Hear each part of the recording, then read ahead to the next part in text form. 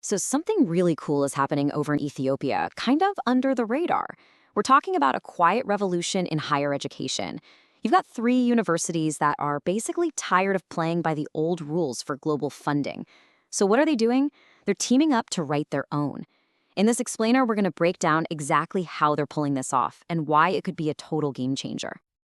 You know, this is a huge question for so many institutions around the world. Imagine this. There's major international funding available, but the rules say a big Western university has to lead the project. That means you're always invited as a junior partner, you never really have full ownership. So, what do you do when it feels like the game is rigged?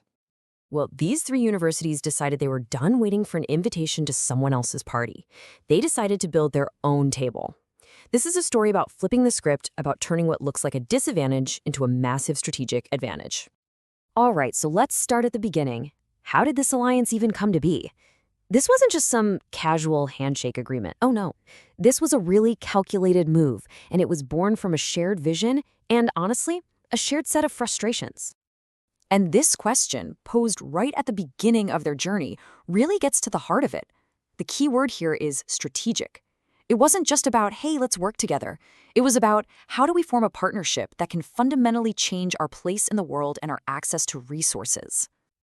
And here's the core issue they're tackling.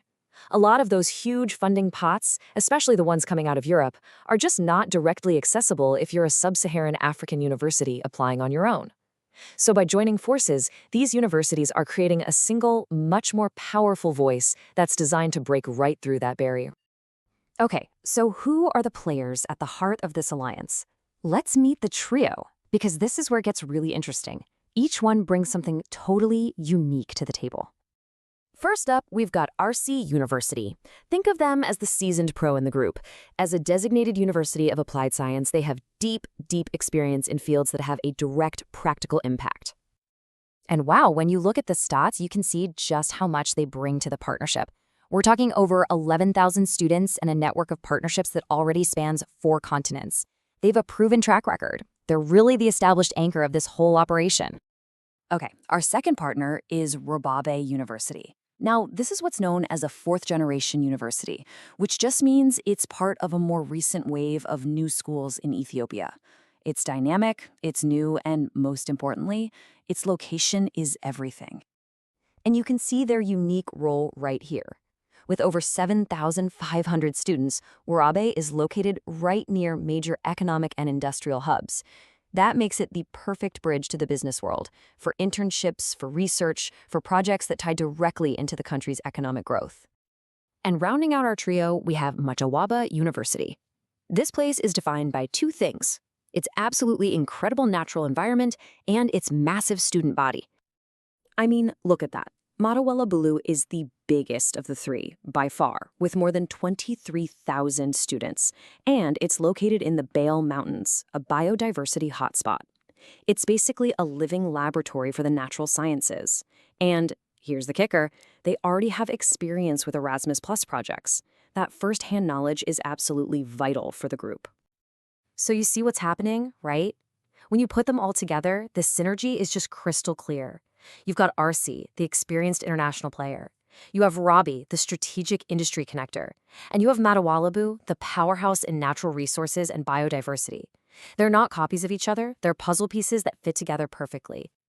Okay, so now let's dig into the heart of the problem. Why go through all this trouble to team up? Well, it all comes down to one major roadblock: the way European funding is structured. Let's just take Erasmus Plus as an example, because it's a big one. It's this massive EU program that funds some incredible educational projects. But, and it's a big but, the rules usually say that a European university has to be the main applicant, the one in the driver's seat. And that leads to this cycle, this partnership problem. Here's how it usually plays out. The European university leads the project, and then the African university gets invited to join as a junior partner. It means they get a seat at the table, but they don't get to decide what's for dinner. This old way of doing things really limits their ownership and their ability to make a lasting impact. And this quote from Dr. Bonza at Arsi University, man, it just says it all. This whole collaboration thing isn't just a nice to have or a passing interest. When you're dealing with limited resources and these kinds of structural barriers, teaming up like this becomes an absolute necessity. It's about survival and self-determination. So, how exactly does coming together solve this problem? Well, it's because they're fundamentally changing what they can offer to the world. They're creating something that's way more than just the sum of its parts. I mean, just look at the difference here. When they're working alone, they have limited resources, and they're all kind of competing against each other for the smaller, supporting roles in someone else's project. But together, they can pool all that expertise, all those resources. They can stop asking to join projects and start proposing their own huge, ambitious ones. They can create an impact that ripples across the entire region. And if you need just one number to really understand the scale of what they're building, here it is. We're not talking about some small boutique partnership. This new alliance represents a combined student body of over 41,000 people. That is a powerful figure. That's a number that makes international funders sit up and pay attention. And this isn't just a bunch of talk and nice ideas. They've got a concrete plan with a very clear deadline. So let's take a look at the road ahead for them. Their roadmap is super clear and methodical. Step 1, create a single joint profile that screams, "Look at our collective power." Step 2, figure out the core project areas where their combined expertise can really shine. Think agriculture, health, natural resources. And step 3, put it all together and submit a massive, unified proposal for the 2026 funding cycle.